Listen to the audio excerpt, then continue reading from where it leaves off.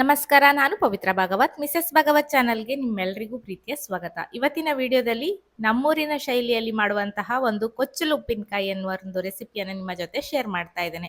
ತುಂಬಾನೇ ರುಚಿಕರವಾಗಿರ್ತದೆ. ಮಾವಿನಕಾಯಿಯನ್ನು ಬಳಸಿ ಈ ರೆಸಿಪಿಯನ್ನು ಮಾಡ್ತೇವೆ. ಯಾವ ರೀತಿಯಾಗಿ ಮಾಡೋದಂತ ನೋಡೋಣ ಬನ್ನಿ. ಮೊದಲಿಗೆ ನಾನಿಲ್ಲಿ ಮಾವಿನಕಾಯಿಯನ್ನು ಕೊಯ್ಲಿಕ್ಕೆ ಬಂದಿದ್ದೇನೆ. ಯಾವುದೇ ಮಾವಿನಕಾಯಿಯನ್ನು ನೀವು ತಗೊಳ್ಬಹುದು. ಪರಿಮಳವಿರುವ ಮಾವಿನಕಾಯಿ ಆದ್ರೆ ತುಂಬಾನೇ ಚೆನ್ನಾಗಾಗ್ತದೆ. ಸ್ವಲ್ಪ ಹುಳಿನೂ ಇರಬೇಕು, ಆಗ ಉಪ್ಪು ಖಾರನೂ ಚೆನ್ನಾಗಿ ಹಿಡಿತದೆ. ಇದು ಸ್ವಲ್ಪ ಜಾಸ್ತಿ ಹುಳಿಯಾಗಿರುವ ಮಾವಿನಕಾಯಿಯನ್ನು ನಾನು ತಗೊಂಡಿದ್ದೇನೆ.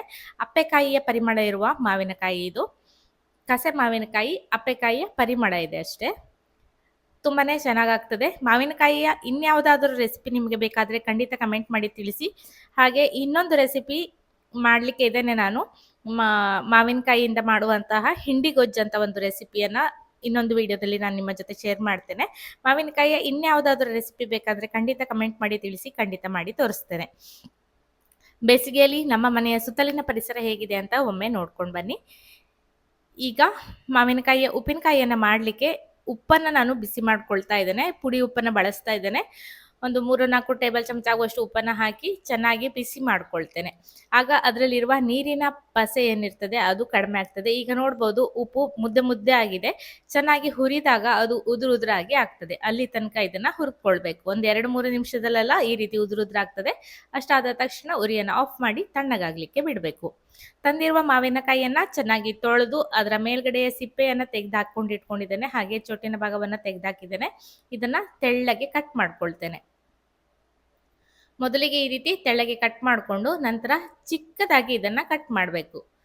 ಎಷ್ಟು ಸಾಧ್ಯನೋ ಅಷ್ಟು ಚಿಕ್ಕದಾಗಿ ಕಟ್ ಮಾಡಬೇಕು. ಈ ರೀತಿ ಚಿಕ್ಕದಾಗಿ ಕಟ್ ಮಾಡೋದ್ರಿಂದ ಈ ಉಪ್ಪಿನಕಾಯಿಗೆ ಕೊಚ್ಚಲು ಉಪ್ಪಿನಕಾಯಿ ಅಂತ ಹೆಸರು. ಈ ರೀತಿ ಕಟ್ ಮಾಡಿರುವ ಹೋಳುಗಳಿಗೆ ಉಪ್ಪನ್ನು ಹಾಕಿ ಗಾಜಿನ ಬಾಟ್ಲಿಯಲ್ಲಿ ಹಾಕಿ ಇಟ್ಕೊಳ್ಬೇಕು. ಸ್ವಲ್ಪ ಉಪ್ಪು ಮತ್ತೆ ಮಾವಿನಕಾಯಿಯ ಹೋಳುಗಳು ಇದೇ ರೀತಿ ನಾವು ಮಿಡಿಯನ್ನೆಲ್ಲ ಯಾವ ರೀತಿ ಉಪ್ಪಿಗೆ ಹಾಕ್ತೇವೆ ಅದೇ ರೀತಿಯಾಗಿ ಹಾಕ್ಕೊಳ್ಳೋದು. 1-2 ಹಿಡಿ ಕಟ್ ಮಾಡಿರುವ ಹೋಳುಗಳನ್ನು ಹಾಕಿದ್ರೆ 1-1.5 ಟೇಬಲ್ ಚಮಚದವರೆಗೆ ಉಪ್ಪನ್ನು ಹಾಕ್ಕೊಂಡು ಚೆನ್ನಾಗಿ ಮಿಕ್ಸ್ ಮಾಡಿಕೊಂಡು ಈ ರೀತಿ ಉಪ್ಪನ್ನು ಹಾಕಿ ಮಿಕ್ಸ್ ಮಾಡಿ ಒಂದು ಬಾಟಲಿಯಲ್ಲಿ ಹಾಕಿ ಇಟ್ಕೊಂಡಿದ್ದೇನೆ. 1 ದಿವಸ ಅಥವಾ 2 ದಿವಸ ಬಿಟ್ಟಾಗ ಅದರಲ್ಲಿ ನೀರು ಒಡೆದು ಬರ್ತದೆ. ನಾನು 2 ದಿವಸ ಬಿಟ್ಟಿದ್ದೆ. ಉಪ್ಪೆಲ್ಲ ನೀರಾಗಿದೆ, ಮಾವಿನಕಾಯಿ ರಸ ಎಲ್ಲ ಬಿಟ್ಟು ಬಂದಿದೆ. ಈಗ ಇದನ್ನ ಒಂದು ಜರಡಿಯಲ್ಲಿ ಹಾಕಿ ಉಪ್ಪು ನೀರನ್ನ ಬೇರೆಯಾಗಿ ಮಾಡ್ಕೊಳ್ಬೇಕು. ಸ್ವಲ್ಪ ಜಾಸ್ತಿ ದಿವಸ ಇಟ್ಕೊಳ್ಬಹುದು. ಈ ಉಪ್ಪಿನಕಾಯಿಯನ್ನ 1 ತಿಂಗಳು 1.5 ತಿಂಗಳ ತನಕ ನಾವು ಶೇಖರಣೆ ಮಾಡ್ಬೋದು ಈ ವಿಧಾನದಲ್ಲಿ ಮಾಡೋದ್ರಿಂದ.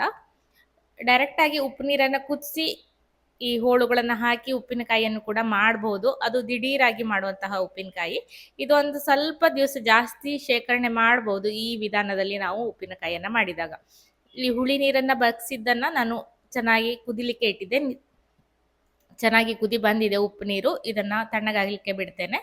ಈಗ ಒಂದು ಒಗ್ಗರಣೆ ಸೌಟನ್ನ ಬಿಸಿಗಿಟ್ಟು ಅದರಲ್ಲಿ ಒಂದು ಅರ್ಧ ಟೀ ಚಮಚ ಆಗುವಷ್ಟು ಮೆಂತೆಕಾಳನ್ನು ಹಾಕಿ ಸಣ್ಣ ಉರಿಯಲ್ಲಿ ಚೆನ್ನಾಗಿ ಚಟಪಟ ಅನ್ನೋ ತನಕ ಹುರಿದಿದ್ದೇನೆ. ನಂತರ ಒಂದು 1/4 ಚಮಚ ಆಗುವಷ್ಟು ಜೀರಿಗೆಯನ್ನು ಹಾಕಿ ಇದ್ರ ಜೊತೆಗೆ ಮತ್ತೆ ಒಂದು ಸ್ವಲ್ಪ ಹೊತ್ತು ಹುರಿದುಕೊಂಡಿದ್ದೇನೆ. ಮೆಂತೆ ಜೀರಿಗೆ ಎಲ್ಲ ಹುರಿದಾದ ನಂತರ ಉರಿಯನ್ನು ಆಫ್ ಮಾಡಿಕೊಂಡು ಇದಕ್ಕೆ 1 ಟೇಬಲ್ ಚಮಚ ಆಗುವಷ್ಟು ಸಾಸಿವೆಯನ್ನು ಹಾಕಿ ಈ ಸೌಟಿನ ಬಿಸಿಯಲ್ಲಿ ಹಾಗೆ ಬಿಡ್ತೇನೆ. ಆಗ ಸಾಸಿವೆ ಗರಿ ಗರಿ ಆಗ್ತದೆ. ಇದು ನಾವು ಈಗಾಗಲೇ ತೊಳೆದು ಒಣಗಿಸಿ ಇಟ್ಟಿರೋದು ಗರಿ ಗರಿಯಾಗೇ ಇದೆ. ಆದರೂ ಕೂಡ ಪೌಡರ್ ಮಾಡಲಿಕ್ಕೆ ಸುಲಭ ಆಗ್ತದೆ ಅಂತ ಒಮ್ಮೆ ಸೌಟಲ್ಲಿ ಹಾಕಿ ಬಿಸಿ ಮಾಡ್ಕೊಂಡಿದ್ದೇನೆ ಅಷ್ಟೇ. ಹುರಿಯುವ ಅಗತ್ಯ ಇಲ್ಲ, ಬಿಸಿ ಆದರೆ ಸಾಕು. ಎಲ್ಲ ತಣ್ಣಗಾದ ನಂತರ ಮಿಕ್ಸಿ ಜಾರಲ್ಲಿ ಹಾಕಿದ್ದೇನೆ. ನಂತರ ಅರಿಶಿನವನ್ನು ಹಾಕಿದ್ದೇನೆ. ಖಾರದ ಪುಡಿಯನ್ನು ಹಾಕೊಳ್ತಾ ಇದ್ದೇನೆ. ಮೆಣಸನ್ನ ಚೆನ್ನಾಗಿ ಬಿಸಿಲಿನಲ್ಲಿ ಒಣಗಿಸಿ ಮನೆಯಲ್ಲೇ ಪುಡಿ ಮಾಡ್ಕೊಂಡಂತಹ ಖಾರದ ಪುಡಿ ಇದು. ಒಂದು 3-4 ಟೇಬಲ್ ಚಮಚ ಆಗುವಷ್ಟು ಖಾರದ ಪುಡಿಯನ್ನು ಬಳಸ್ತೇನೆ. ಇದನ್ನ ಚೆನ್ನಾಗಿ ನುಣ್ಣಗೆ ಪೌಡ್ರನ್ನ ಮಾಡ್ಕೊಂಡಿದ್ದೇನೆ. ಖಾರದ ಪುಡಿ ಇದರ ಜೊತೆಗೆ ಸೇರಿಸಿದಾಗ ಸಾಸಿವೆ ಮೆಂತೆ ಜೀರಿಗೆ ಎಲ್ಲ ಚೆನ್ನಾಗಿ ಪುಡಿ ಆಗ್ತದೆ ಅಂತ ಸೇರಿಸ್ಕೊಂಡು ಪುಡಿಯನ್ನು ಮಾಡಿದ್ದೇನೆ. ಜಾಸ್ತಿ ಮಾಡೋದಾದ್ರೆ ಅದನ್ನೆಲ್ಲ ಪೌಡ್ರ್ ಮಾಡಿಕೊಂಡು ಖಾರದ ಪುಡಿಯನ್ನು ಮಿಕ್ಸ್ ಮಾಡ್ಕೊಂಡ್ರೂ ಆಗ್ತದೆ. ಎಲ್ಲ ಪುಡಿ ಮಾಡಿದ್ದಾಗಿದೆ. ಈಗ ಮಾವಿನಕಾಯಿ ಹೋಳುಗಳನ್ನ ಉಪ್ಪು ನೀರನ್ನು ಕುದಿಸಿ ಇಟ್ಟಿದ್ದೇನಲ್ಲ ಅದರ ಜೊತೆಗೆ ಹಾಕೊಂಡಿದ್ದೇನೆ.